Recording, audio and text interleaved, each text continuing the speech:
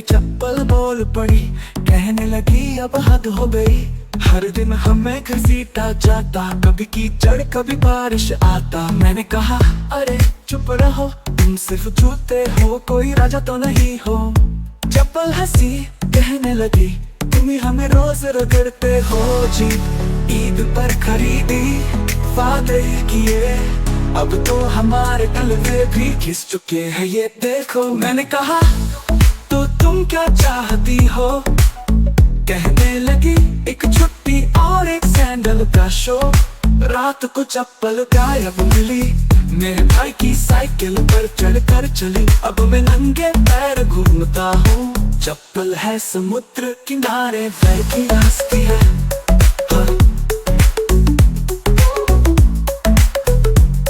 हाँ। हंसती है।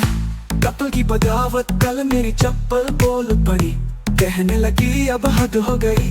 हर दिन हमें घसीटा जाता, कभी कीचड़ कभी बारिश आता। मैंने कहा अरे चुप रहो, तुम सिर्फ जूते हो, कोई राजा तो नहीं हो।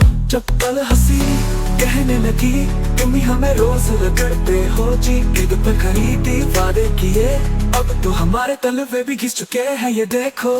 मैंने कहा तो तुम क्या चाहती हो, कहने लगी एक छुट्टी और एक सैंडल का शो।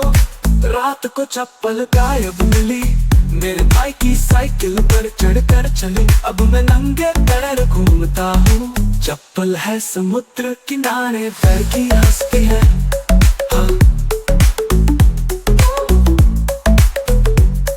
हाँ। हंसती है।